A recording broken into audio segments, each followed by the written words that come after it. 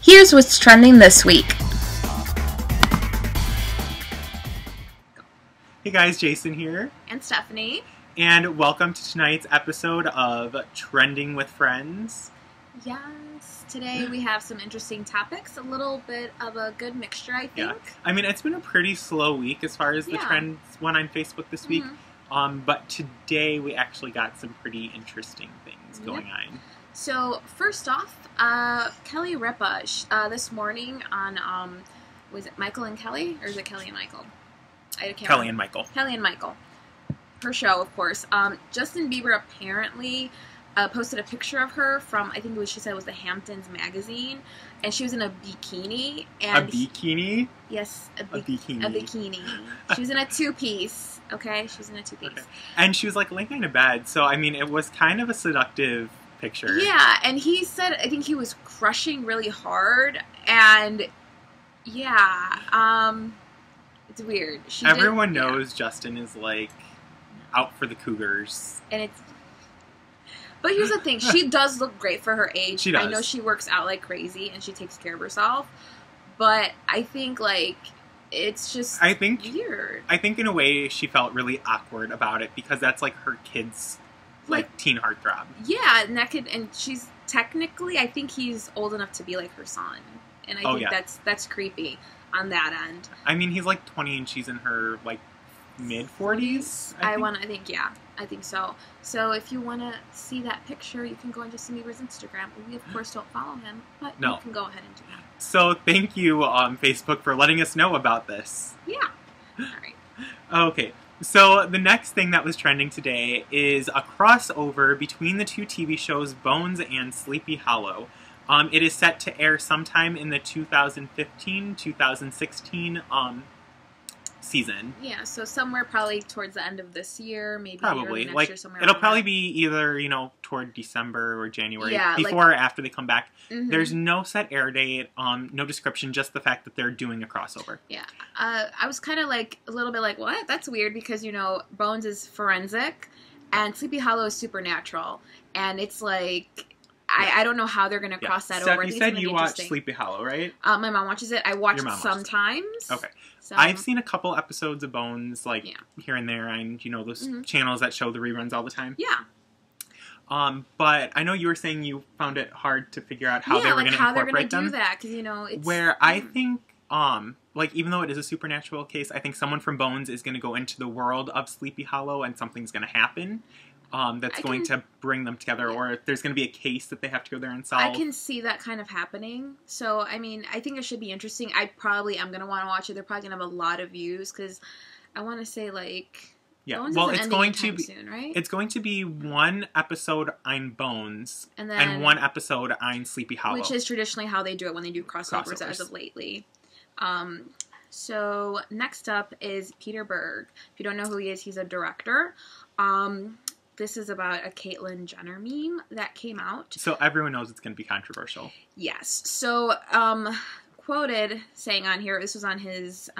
Peter Berg is quoted saying this. Yes, Peter Berg is quoted saying this. So, it's one man traded 2 legs for freedom of the other to trade 2 balls for 2 boobs. Guess which man made the cover of Vanity Fair, was praised for his courage by President Obama, and is to be honored with the Arthur Ashe Courage Award by ESPN. So obviously we all know that the ESPYs were just on, and Caitlyn Jenner, of course, accepted the award for courage. So this has been pretty big. I mean, I feel like, you have people that are, I don't know, like, is it really that courageous? Like someone, that had something different. I mean, I think it's going to take courage to do that, no matter who you are. However, I don't think that I don't think that Caitlyn Jenner should have been awarded the Arthur Ashe Award. Not with so many other, like, current athletes out there that, you know, have shown courageous acts. I mean, you know, the guy from Dancing with the Stars, Noah Galloway. They say he was an athlete who lost, you know, all 4 limbs fighting for his country. And it's one of those things, like, I know the man he was talking about here who lost both of his legs, he was actually in Peter Berg's film Battleship, and he had never done any acting before, and he was kind of almost like playing himself, and, like, he has 2 prosthetic legs. Like, it's, you know, he lost them overseas, and, like, that is real courage, I think. The other thing I think we have to think about, too, we're not saying, you know, that Caitlyn Jenner isn't being courageous or isn't being brave. We're saying that we don't think this particular award was suited properly for the situation. Because if we remember going back a couple months ago when this all came out, they were determining whether or not they were going to strip her of gold medals that Bruce Jenner had won. Yeah. Since, you know, technically he was becoming Caitlyn. Yeah, so, I mean, that makes a little bit of some sense. So, I think everyone, of course, is going to have an opinion, as we have, and it's just going to be a little bit different. But I do like that in her acceptance speech, she did... We're still getting used to this. Yes, it's very hard. That she did, you know, she didn't care about, like, people making fun of her, saying mean things to her. What she cared about was kids who are going through this and are being made fun of. And that aren't as strong as she is. Exactly. So I think that's something very important to remember. But I also feel like this was a huge media publicity.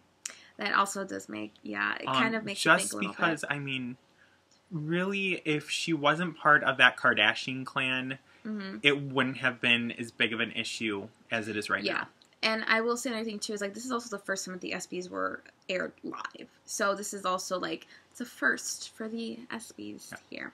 And I just also like to point out, though, that she actually looked really pretty, I think. She looked very classy. But then I heard this speech, and I'm like, did she not take enough estrogen? Because she still sounds really manly. It's like I'm hearing Bruce Jenner, and I'm just like, but I'm seeing Caitlyn Jenner. It's very weird. It's kind of awkward. Hits the ear wrong, and it's just... Because, you know, we've also been watching the show Becoming Us on ABC Family, and Charlie, who is transitioning into Carly, you know, is starting to look more feminine, but she also sounds more feminine. Yeah, so there's some differences that, you know, probably, I want to say within... You know, with time, she's gonna kind of develop more of a feminine voice. Yeah, it was just kind of like a little awkward to listen to. Yeah. All right. Well, enough of that. Okay. So the next thing that's trending is XMen, the new movie. Do you remember the full name? I can't remember. We'll have to put it in there. I'm bad. Okay. XMen released a picture of the cast for the upcoming movie. And it is a completely star-studded cast. Jennifer Lawrence, James McAvoy. Of course, Hugh Jackman. Michael Fassbender. The cast from Fantastic Four. Now, here's the thing. You know, as we all know, Fantastic Four is coming out this year, I believe. And when I looked at it, I was like, oh my god, they're going to cross over Fantastic Four with X-Men. So that's pretty exciting. And, you know, you have all these actors, of course, and this is I feel like the superhero movie industry right now is booming. I mean, my god. We have had multiple superhero movies come out each year, I believe. Yeah, and... I mean, between Avengers and... You know, this Ant-Man coming out in, like, a week or so. Ant-Man, or tomorrow, actually, for us. Deadpool's coming out pretty soon as well. Ryan Reynolds is going to be in this movie as well.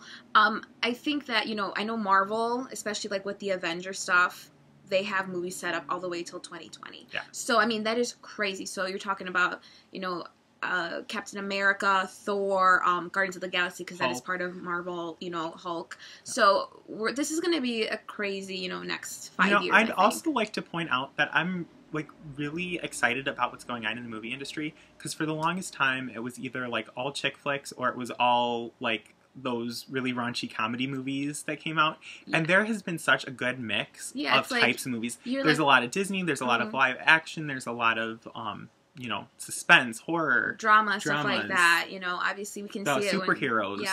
And that's the huge thing. I think well, obviously Elizabeth. And film adaptations, book adaptations as well. Your child, my future children, when I decide to have them, are going to grow up knowing like real comic book characters and actually being able to picture them. And I think that's kind of going to also get them into reading comics as well. That, to me, that's how I kind of feel about it. And I know in our area, there's this donut place that sells comics. Yes. So we have to go there. We have to do that. That might be one of our trips on a future episode of of Fun with Friends. Yes. So next, we're going to... going back to the raunchy comedies. Yes.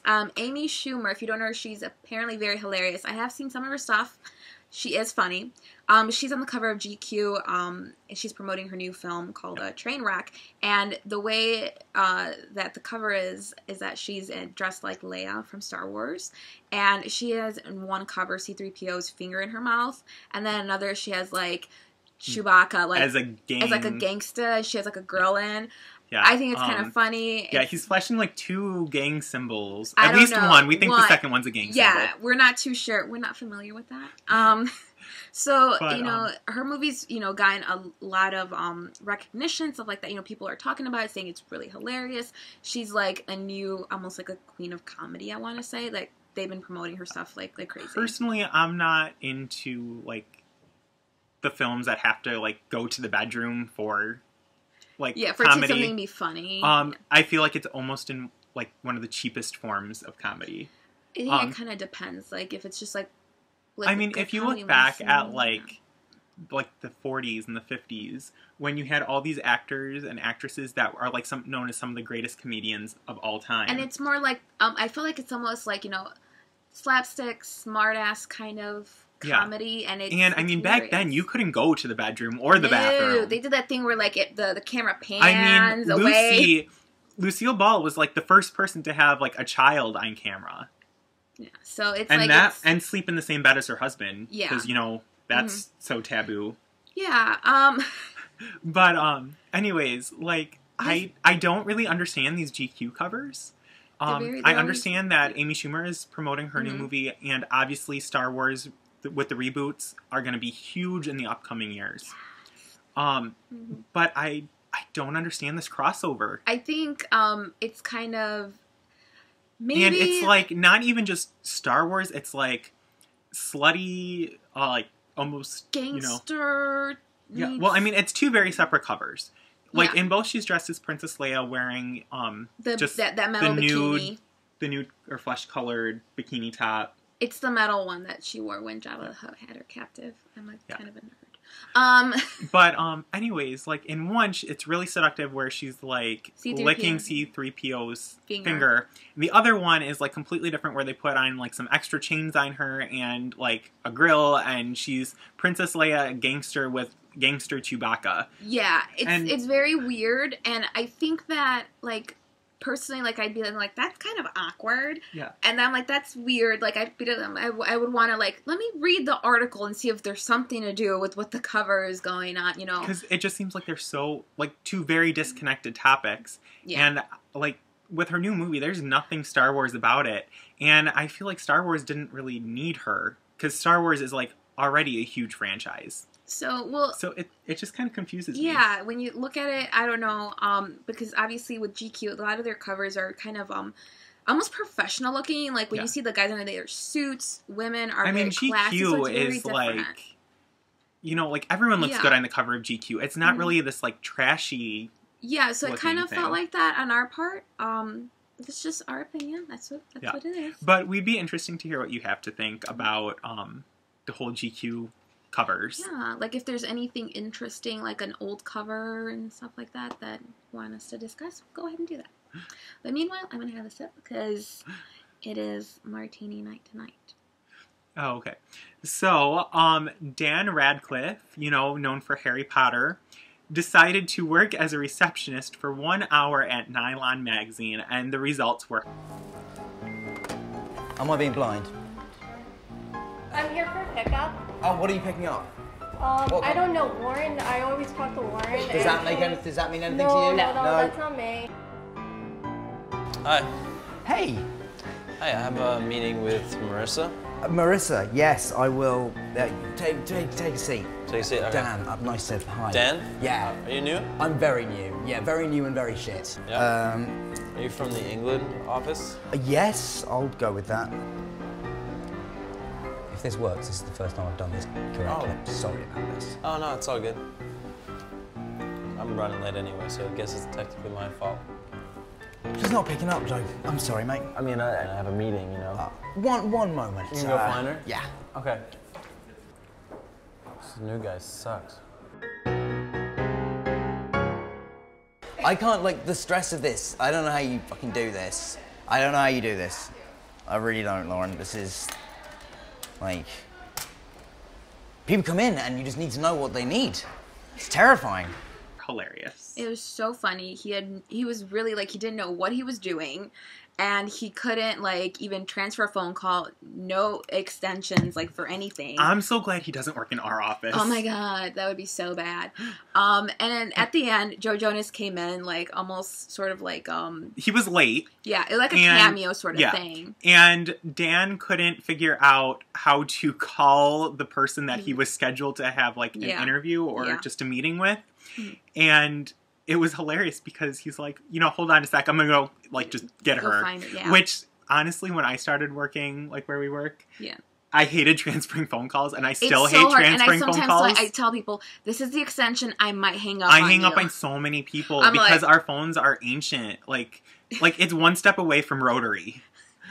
That's and ours. Well, our phones are. Like, I think no, ours no, ours still Yeah. So, like, I completely understand the pain of not being able to transfer a phone call. Yeah. Just because I know I've hung up on so many people. That's why I always give the extension. Exactly. I thought it was really funny. And I think, it was just funny. But anyways, he comes in late and he's like, well, I guess that's what I get for being late. And we're kind of just like, yeah. But, you know, it was just funny because at the end, Joe Jonas is like, you know, this worst receptionist ever. Like, and then at the end, Dan, like, throws out a couple curse words there. Yeah, so... And, but I love that one person knew him from Equus and not just as Harry Potter. Which is really cool. Which is really, like, funny. Well, because we were kind of talking about Equus a little bit this morning because there was another topic that was trending about a man with, like, a pig and he was naked in the barn. And I'm like, that's like Equus, but with pigs. And it's... Yeah. Which, obviously that didn't make our list today, so we'll move on from that. Yeah. But the nylon video was hilarious. Very funny. So next up, this is a family that's been in the news for quite some time. 19 Kids and Counting has finally been canceled officially by TLC. So they can quit counting. Yes. I don't know if they will or not, but who knows? They should. But TLC did come out saying that there's going to be a documentary that's going to be released for awareness about sexual abuse, and Jessa and Jill Duggar will be participating in that documentary as well. I'm really glad that they are addressing this because obviously it's been a huge issue with two of their shows. I mean, Here Comes Honey Boo had to be canceled. It was either last year or the year before. I don't remember which. I think it was last. I think so. Because obviously Mama June was dating a sex offender who had molested one of her daughters, her oldest daughter. And like that caused so much controversy and the show got immediately pulled and TLC pulled out the morality contract and all this. And then when the Duggars popped up, they stopped airing their shows. I thought they were. No, they stopped airing them, but they didn't cancel it. It was just put on hold. Mm-hmm. But you could really feel the pressure of TLC because this show has been keeping TLC afloat for a long time now. And I feel too like it's sort of like maybe they were like, we're gonna wait to see if it's gonna calm down. Okay. And it definitely hasn't. But I think that TLC absolutely made the right decision by canceling the show. I mean, like, it really isn't fair that they would have canceled Here Comes Honey Boo Boo for, like, someone dating a sex offender and not cancel a show that has the sex offender eye in it. And with so many things, how they, you know, preach, you know, about morality and, you know, Jesus and God and all that stuff, and it just kind of really almost hypocritical. Us. Yes, very hypocritical is my thought on that. And the fact that they tried to cover it, I know we've talked about them before. Even worse. The fact that they covered this up for so long, I think close to a decade, is just ridiculous. So now I'm glad that they are airing this documentary However, I don't know if it was the best choice to bring on the two girls from 19 Kids and Counting. Now, my thing is, here's the thing: they were the ones that were molested, right? They were. And 2 of the, I believe, 5. There was 5 girls. 4 of them were our sisters. 2 of them are Jessa and Jill. 1 of them is someone else. And we talked about this before.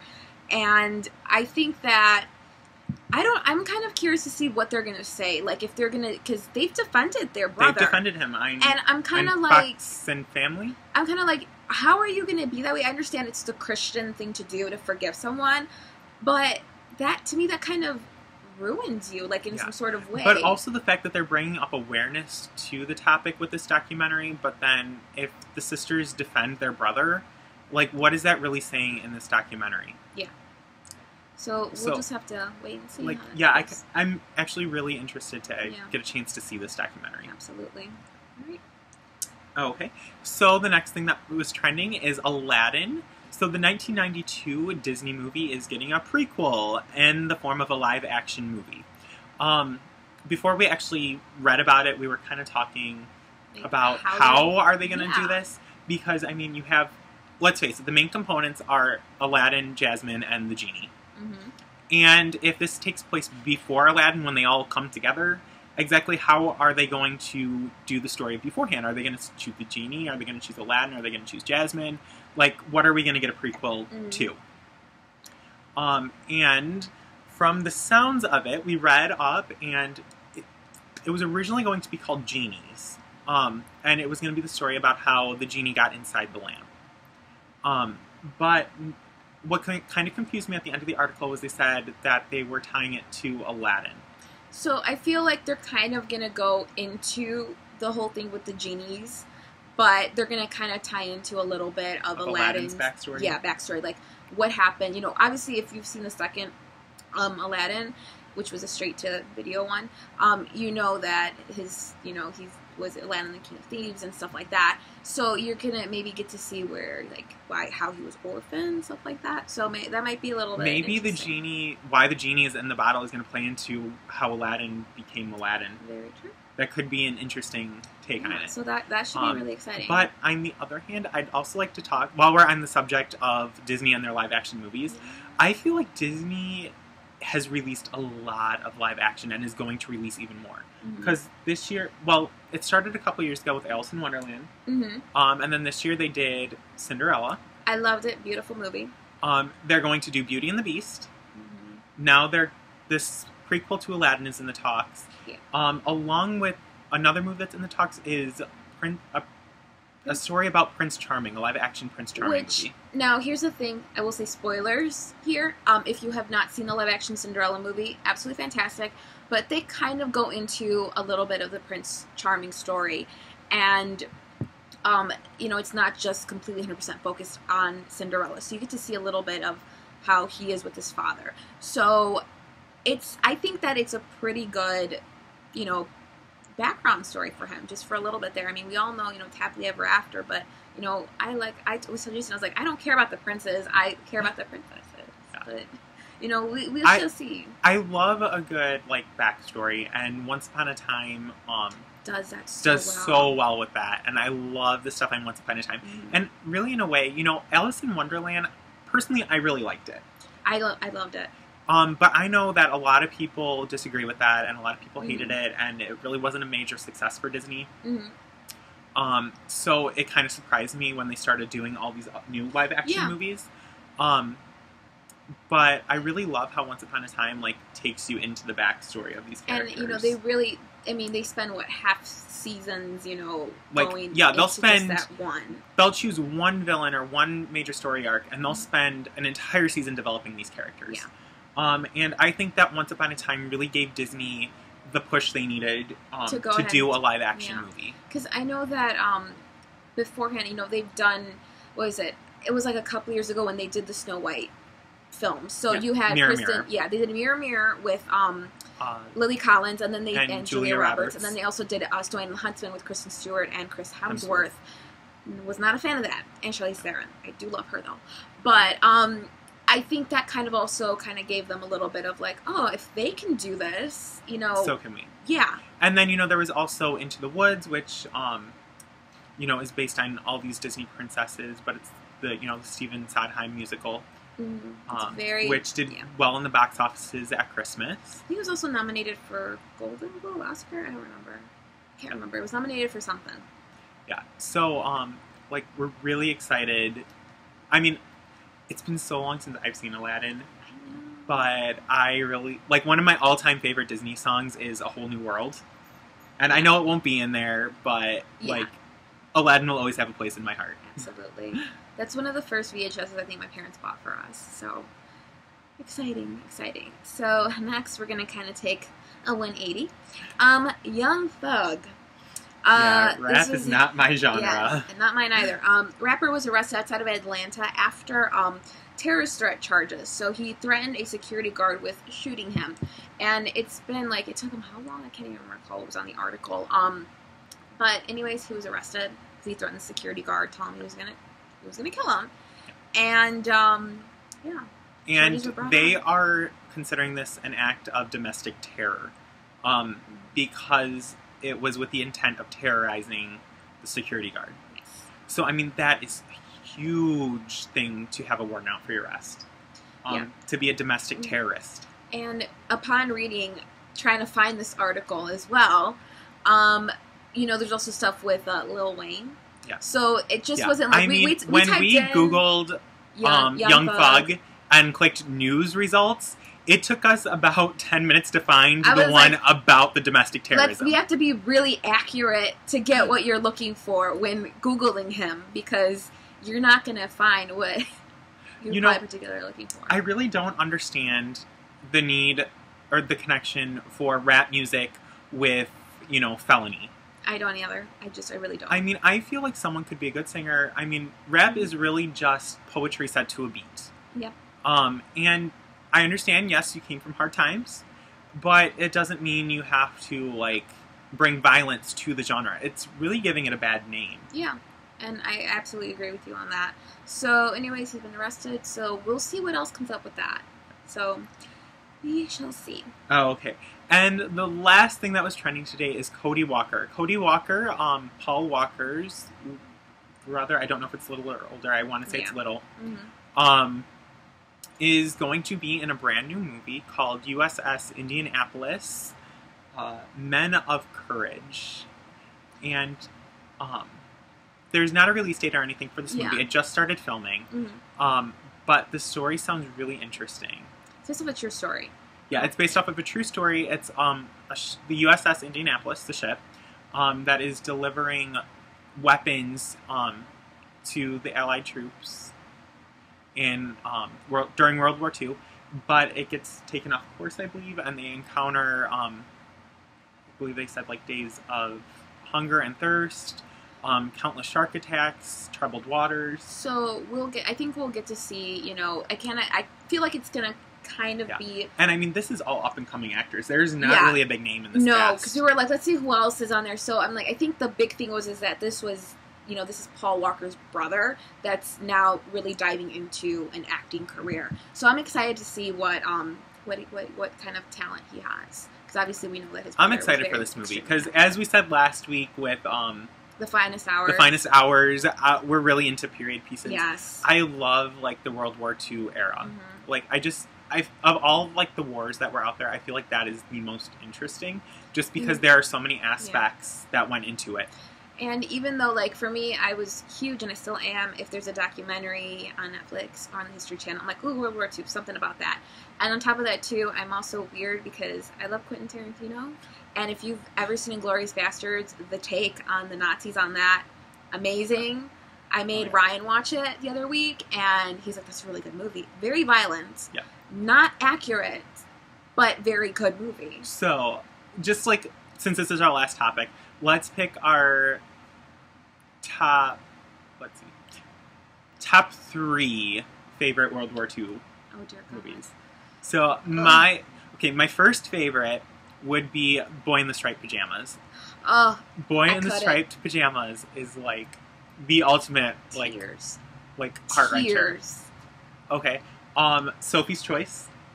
Never It's seen not- Okay, Sophie's Choice is about a mother who has a son and a daughter. it. Meryl Streep, right? Meryl Streep. Yes. Yeah. And she has to choose which child to save from the gas chambers. Yeah. Like, so Boy in the Striped Pajamas, I feel like, is a little more... I mean, both of those are going to pull at the heartstrings. But I think Boy in the Striped Pajamas, just because you see these kids' friendships and it's destroyed. My mom told me about it and said, I don't want to see it, I don't want to cry. And I was like, I don't want to see it, but I'm like, I know it's about, I know I can't. Yeah. Even though it's not accurate. And the last one would be Schindler's List.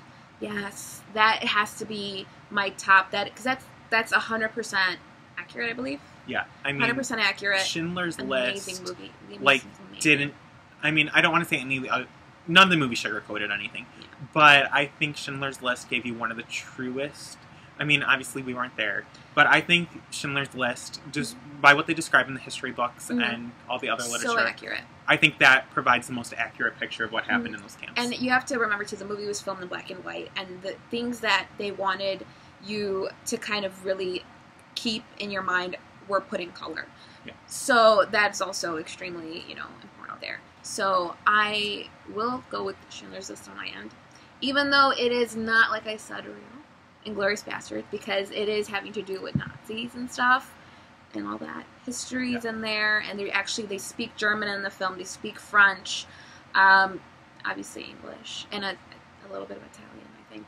I'm trying to think of what other World War II films I've seen that I'm like, I can't remember from when I was in high school, because that was like my favorite class, because we watched a lot of... we watched Swing Boys in high school. Empire of the Sun. Okay. Empire of the Sun.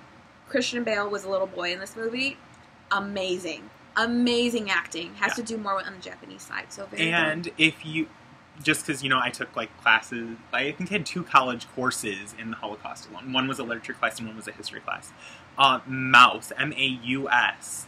It is a graphic novel in 2 parts that describes the Holocaust camps through the eye. Like, everyone in the book is either a mouse or a pig. That is very interesting. Or a cat. The Nazis are cats, the Jewish people are mice, and the cops are pigs. So that's probably... I want to say it's like a read, and if you've it's been... a super quick read, but really good. It's written by the son of a survivor from the camps. I think that another book that I think all high schoolers probably have read is Elie Wiesel's Night. I mean, I had to read that book actually twice. I believe Mouse is by Art Spiegelman. Yeah. So very, very good stuff. Interesting things on World War II. Very excited. Yeah. These topics were obviously very interesting. We had spectrums from all over. So, yeah. Yeah. So that is all that has been trending this week on Facebook. Like we said, there's obviously some other stuff that we can't get to in one night. But we hope that you enjoyed it. As always, we'd like to hear what you have on these topics. So please leave us some comments. We'd love to read them. If you liked the video, like Steph said, give us a thumbs up. And also don't forget to subscribe, because we will, it will let you know when our movies are posted. And we also have our Facebook page, which is great because we'll let you know when we're filming. We'll give you little tips. Little things that are anticipation. Yeah. We might have questions and, I know I said this last week, but we do have a new segment that's going to be coming soon. It's going to be exciting. It's getting closer and closer. And if you are on our Facebook page, you will get clues as to what it's going to be. So, as always, we thank you for watching. All right. Bye, guys. Hey, guys. Jason here.